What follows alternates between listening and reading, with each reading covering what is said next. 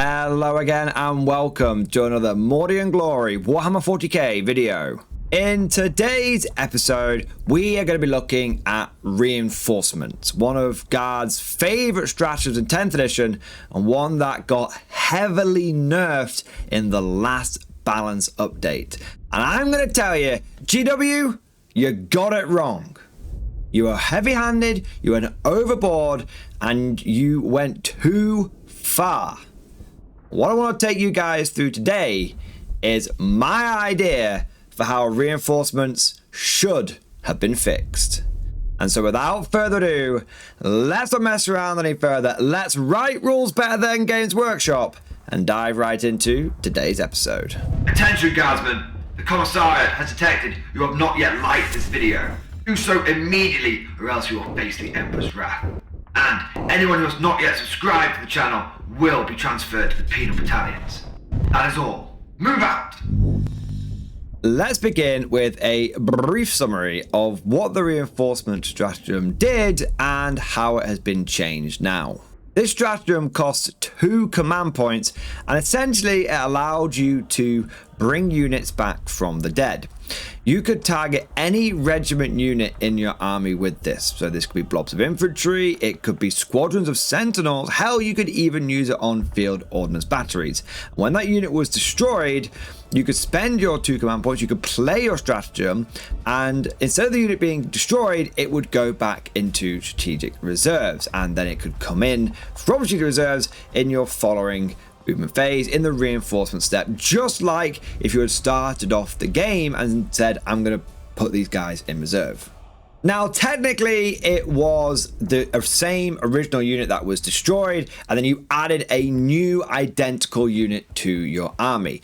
And you could come back with all equipment, any one-shot missiles like hunter killers, and they would be replenished. So, for example, you could have a unit of 20 guardsmen, and if they died, you would get all 20 guardsmen back. If you had a unit of sentinels and they fired all the hunter killer missiles, when they came back via reinforcements, they weren't the same unit that had like snuck off the board. It was a brand new unit, and as a result, they got their hunter killers back. Essentially, you added a new unit to your army. And of course, this was immensely powerful because essentially it allowed you to enter a 2,000 point game and then come out of a 2,000 point game with hundreds of additional points. If you are recycling a unit of sentinels or a unit of infantry a turn, well, a unit of Kriegers, for example, is going to set you back 130 points. Getting that back 5 times would potentially give you an extra 650 points over the course of the game. And if you were playing against an opponent who did not have a similar stratagem, well, it gave you a big advantage. But what truly made reinforcements a bit of a problem was the fact that you could bring those reinforcements back just using the normal strategic reserves rules. And therefore, from turn 3 onwards, you could come in from any board edge, not just your own or ones in no man's land. You could go into your opponent's deployment zone from reserve. And myself and many of the Guard players used to use reinforcements to its greatest effect in those later turns where the opponent's screen is beginning to fail, when they're not able to keep you from coming where you want to come in, and you are able to sneak a mid-board objective, or even worse, you're able to sneak their home objective away from them. You come in and you need to make that 9-inch charge against that 5-man squad of incestors holding the home objective, and if you get it, and you maybe got a CPU roll in the bank, then you will get onto that objective, dumping potentially 40 OC on there from a blob of like 20 card chance or something, and your opponent's just like, right, that's it. I'm going to miss out on loads of points. I can't get that, and you're just going to get loads of benefits for taking my home objective. It was very, very powerful. And Guard were not the only faction to have a stratagem like this.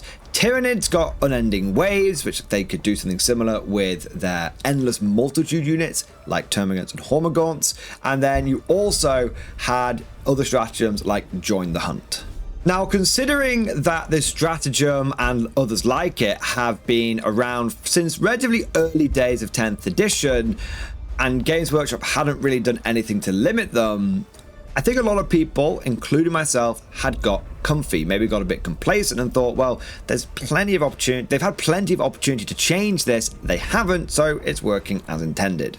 But Games Workshop was merely busy with bigger fish, and it was now our turn to fry. And as per the June 2024 balanced data slate, any stratagem that adds units back into your army, for example reinforcements, can now only be used once per game. So the stratagem works exactly as it always did, but you can't do it every single turn. You can't do it multiple times a turn. It is once per game. Now, like I said at the beginning of the video, I am not happy with this change. And that's not just because I'm a pure infantry commander who loves throwing waves of men at the enemy, and now I can't do that. There's so many reasons why I think this is silly, from immersion through to it going too far, whilst at the same time not actually solving one of the biggest problems. So let's tackle those in order, beginning with what could be argued to be the soft factor: immersion and flavor and narrative.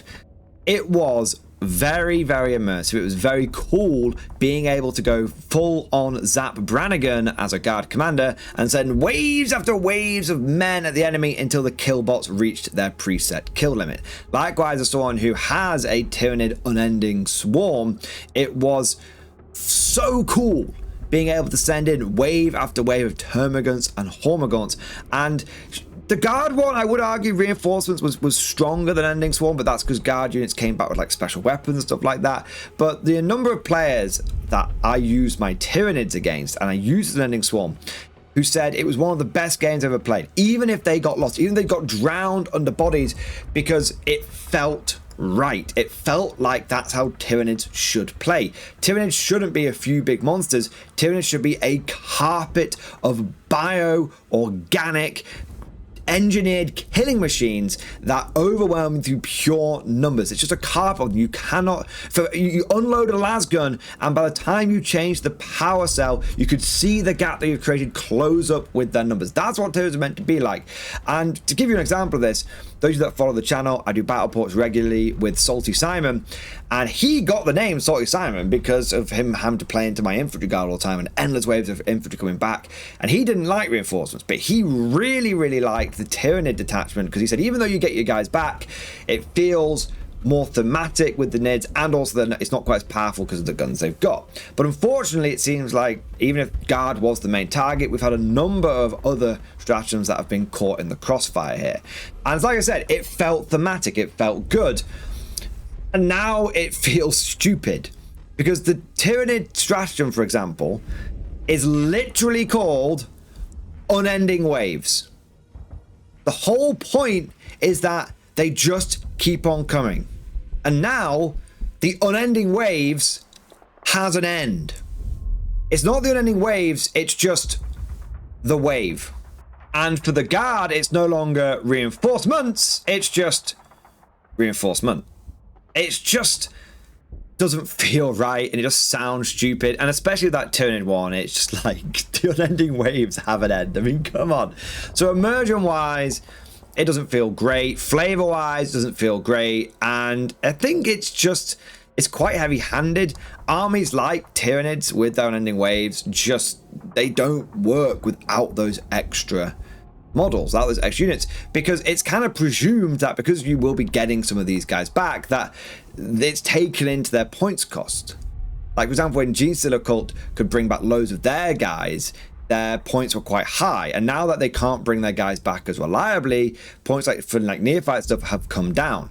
Well, why haven't points come down for, you know, guard units, guard battle line? We can't bring them back anywhere near as much right now, so we can't use our stratagem as much, so why haven't the points come down? This is another problem I have with it. We're sort of moving the soft factors to the hard factors now. They've changed one aspect of the stratagem without then taking into account the fact that, well, now that I can only use reinforcements once, I'm going to have to bring more base guardsmen. Instead of going like 60 to 80 being my minimum in a game, I'm now looking at 100 to 120. Well, where are those extra points going to come from? Because I've not had a points decrease to allow me to fit the extra guardsmen in that I need at the beginning of the game. And here's the big thing about reinforcements. It might have been very powerful, but I can't tell you the number of games that would have been over, would have been completely over, and I would have been flattened as a hybrid guard player, as an infantry guard player, if I didn't have those extra guys. Well, now, if I play a game and I get in a situation where I'm on the back foot, I have no mechanics, I have no way of correcting that. If they had got rid of reinforcements, or they had made it once per game, but then brought guardsmen points down, I could have potentially like made my own pseudo reinforcements and be like, okay, well, I'm going to bring an extra couple of blobs and I'm going to put them in reserve from the beginning of the game. That has its own pros and cons. The cons being that I don't have them on the board right away, so that's firepower I'm actively missing out on. If they stay in reserve for several turns, you know, every turn that goes by, I'm losing out on 20% of that unit's potential. But no, but the benefit would, of course, would be that I still have these waves that can come in and I could threaten mid-board objectives and all this kind of stuff. But no, none of that's happened. What's happened is my infantry have stayed the same cost, and yet their ability to leverage this stratagem, and we're looking through specifically the guard lens at the moment, has drastically gone down. Because I only have one detachment.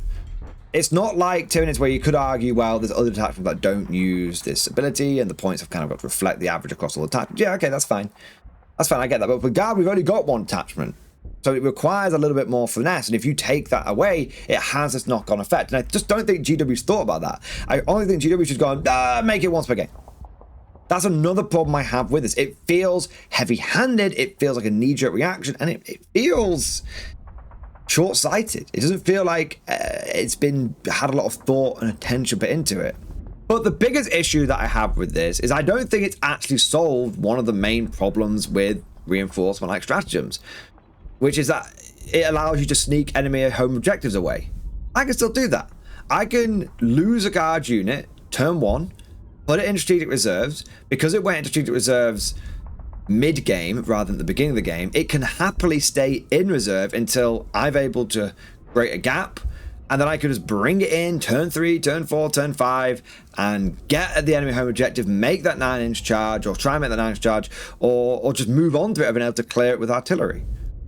It doesn't actually solve what I would argue is the biggest feel-bads moment, which is you coming in wherever you want. Because the number of times I play people and they were like, oh, it's cool, you bring the reinforcements back, send in the next wave, and they got the vibe. They love that shit. Where the feels bad was, where people went, oh man, I didn't realize you could do it, was when they said, when I brought it back on the board edge. That's where the negative game experience was. And that hasn't been fixed. So what I see has happened with this change, and I want to move on to how I'd fix it in a moment, but what I see has happened with this change is they've heavily neutered certain playstyles like Pro Infantry Guard, like Unending Swarm, which now has an end.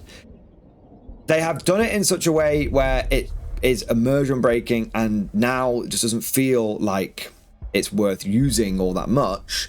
But at the same, so they've gone too far because they've overcorrected. But at the same time, it still has that potential to create a really negative game experience when I basically make a 9-inch charge and sneak my opponent's home objective away from them. So it's both gone too far and made the stratagem useless, and at the same time, it's still got the potential to be really annoying for someone on the receiving end of it. So the big question is, how would I change it? How would I fix it? Well, I've been thinking about this quite a lot over the last few days, and I thought about maybe having it so it just happens turns 1 to 3, kind of like strategic reserves. You can use it turns 1 to 3, and then after that you can't use it turn 4, turn 5, and that way there's less of a chance, and you've got to bring them in by turn 2, turn 3, and that way there's less of a chance of people getting thinned out and you've taken the home objectives away from them and all that kind of stuff. I'm not a fan of that because I don't really like an arbitrary cutoff. Like, for some reason, it just ends turn 3. Like, at the same reason, I don't like it just being arbitrarily once. Again, it creates that immersion breaking. Like, why does the unending waves end on turn 3? So that was my original thought. Now I've moved away from that. There was also, when we talked about this on live stream, some debate about making it cost 1 CP first, then 2 CP, then 3 CP, and every time that you use it, it costs 1 more. The problem with that approach is actually allows you to potentially get reinforcements for much cheaper. If I use, under the old system, if I'd use CP for reinforcements turn 1 and turn 2, then that would have cost me 4 CP. But if I did it where it cost me 1 CP, then 2 CP, it's only cost me 3. So I've had the same amount of reinforcements back, and it's cost me less. So actually what's happened is the stratagem in many ways has been buffed. And likewise, if you go to turn 3, then under that system, it would have cost you 6 CP, and under the old system it would cost 6 CP. So there where it starts to balance out, and reinforcements get a little bit more costly as the game goes on. But as a lot of 40k games are decided in the first 2 or 3 turns, it felt like you would be rewarded early on. I do like the fact that it gets more expensive, and it feels like High Command is being less and less willing to throw more reinforcements into the issue if they're not seeing results. I do quite like that. It adds a bit of immersion, but I then don't like the issue that it doesn't fix the big problem that we have with reinforcements, which was that you could sneak home objectives away. We've said this a few times. You could use it to come in from the enemy's board edge. It doesn't solve that problem. So how would I fix it? What have I come to that I think is the best solution for reinforcements? And that if anyone from Games Workshop is listening to this, in the impossible situation, the very unlikely situation where someone from Games Workshop listens to this and actually takes it on board and updates it, this is what I would do. I would copy the Necron Canoptic Court power grid. I would copy the Chaos Demon's Shadow in the Warp, and I would tie reinforcements into how much land you control. So for those that don't know how those mechanics work, essentially, if you are in the Canoptic Court, your deployment zone is always considered to be in the power grid, and the power grid gives you full rerolls to hit. If you control the majority of objectives in no man's land, then your power grid has been extended out into no man's land, and then you can start getting rerolls to hit whilst you are within no man's land. And if you control your opponent's home objective, then you can count the enemy deployment zone as being in your power grid. And likewise for Chaos Demons, they follow a similar mechanic where your deployment zone is always considered to be in the shadow of the warp, and then if you control the majority of the middle objectives, then no man's land is considered, and then if you control your enemy's home objective, that is considered to be in the shadow of the warp, and that allows you to start deep striking demons in closer, and you get all sorts of benefits. You get rewards for pushing forward, being aggressive, and taking objectives. And that's exactly how I think reinforcements should feel. High Command's always willing to throw reinforcements in your deployment zone to make sure the enemy doesn't break through and that you can hold the line and all that kind of good stuff. But if they start seeing that you're going on the offensive and you are taking ground and you're securing land, they'll throw reinforcements into that to try and keep up the momentum. And likewise, if you were somehow able to conduct a surgical strike with some scions and some artillery, and you could combine all together and you're able to get the enemy's home objective, then of course High Command would be willing to throw some reinforcements in there, conducting a flanking attack. They'd rush them around the sides, maybe they'd airdrop them behind. Of course, it adds a lot of immersion, and I quite like how it feeds into, especially from a GAR perspective, some sort of real world references. This is very, very high level, but in World War I, one of the key changes in tactics that started leading to armies breaking through again was that they wouldn't throw reinforcements where the attacks were struggling, when they were going over the top. Instead, they would throw reinforcements where the attacks would succeed, because originally they were like, well, we'll throw more men at the problem to try and turn the struggling bit into a successful bit. And then they realized that actually all that was happening was the reinforcements were just getting bogged down and they weren't really change the situation. But if you throw reinforcements through where your men are broken through, you can exploit the breakthrough. And I really like that idea. If you could change the flavor text to reinforcements, it would be like, High Command will, as breakthroughs are achieved, will send in more reinforcements to ensure that a successful mission is achieved. And you could have, like with Tyranids, it could be like, as the enemy falls and is consumed, the hive mind is willing to send more bioorganisms to make sure that none escape your ravenous hunger. And all, there's loads of ways that you could make the flavor text work for each faction to make these stratagems, to work these stratagems in this way. And to me, that's an example of how a rule works, and a rule is written well when a player is able to leverage a rule and they're rewarded for doing something. Having a rule that just says X, you can do it, Y, you can't do it, it doesn't feel right. It feels arbitrary, like I could do this before and now I can't do it just cause. Not for any situation in the battlefield, not for any opportunity that I've created, just cause. I also think that it works in terms of the actual rules, and we move away from the soft factors again, we focus on the hard factors. I think that it drastically reduces the risk of enemy home objectives and feel bads and negative game experiences there. And I think it also reduces the risk of some of the crazy stuff you could do with reinforcements with like Pariah Nexus, like coming on from flanks and taking those all-important middle board objectives. It just means that if you're able to take the mid-ground, you can start bringing your reinforcements in closer. But I think this, by the way, should also apply for like deep striking. So if you have like a unit of Scions, for example, who when they start the game in strategic reserves, they can deep strike wherever they want. But if they've gone back into strategic reserve, deep strategic reserve, using reinforcements, then they can only be brought back in your zone of control, it could be called. So you wouldn't then have people going, well, I'm going to break the new reinforcements by just taking loads of Scions and just not worrying about the zone of control. It's like, no. If you bring something back via this sort of reinforcements, this unending waves, chicanery, if you do that, then they no matter what abilities they have, they can only come back in your zone of control. That really reduces people trying to like get around it with stuff, because like, no, this is the barrier. Okay, high command will throw reinforcements into the areas that you control, but they're not going to do these risky things with them because they don't want you to waste the reinforcements. But I've been rambling a lot. Let's bring this all together now. Reinforcements has been overly nerfed, overly corrected, and I think that not only does it break the immersion of the game, I think that it doesn't even solve the main problem that it had. I think a better way of fixing it would be to change the mechanic so that you can bring it into a zone of control, which would be defined by what mid-board objectives or enemy objectives you controlled. I think this would reward the player for pushing hard. I think it would give the enemy some reason to push back, to try and be aggressive, so no one was being passive because they don't want me to pour reinforcements onto the objective in the mid-board. And I think it drastically reduces that big feel badsy where someone turn 3 just sneaks 20 infantry onto your objective. But of course, all of this is just like my opinion, man. Let me know what you think down in the comment section below. Do you think that Games Workshop has overcooked it with reinforcements and the changes? And do you like the idea that I've come up with? Or do you have your own ideas on how you would change and how you would personally fix the whole reinforcements and similar stratagems situation? If you enjoyed today's video, don't forget to smash that like button and also subscribe to never miss an episode.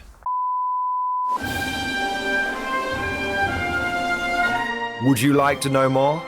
If so, then please consider becoming a channel member or patron. By supporting the channel, not only will you be doing your part, but you'll also be helping me create more content for your viewing pleasure and unlocking a whole host of perks. You get everything from a badge next to your name, custom emojis, but the big one is access to the Mordian Glory Discord server, an online community with almost 2,500 active members. It's always popping off in the MG Discord. We've got channels for army lists, hobbying, tactics, stories, and even a pretty spicy meme section as well.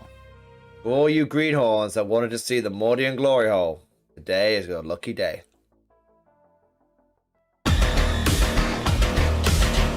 And joking aside, I do want to say a massive thank you to all of the current channel members and patrons. You guys are amazing, truly the lifeblood of the channel. I could not do Mordian Glory full-time without the incredible and generous support of my members, so thank you guys so much. And last but certainly not least, I want to say a personal thank you to all of my top tier Patreons. These are the War Masters, the people who have truly gone above and beyond the call of duty. So a heartfelt thank you to Alex Dengal, Bon Vert, Mad Larkin, Marcus Roberts, Mark Panconi, RJ Scorpion, Swordfish Trombone, Try Again Bragg, John Stubbs, Nick Walsh, Diesel Fox, and August Barney. Seriously guys, thank you from the bottom of my heart. Your support is incredible and it makes a huge difference. Thank you so much. That's all for now. Hope you've all enjoyed today's video, and of course, as always, see you guys next time.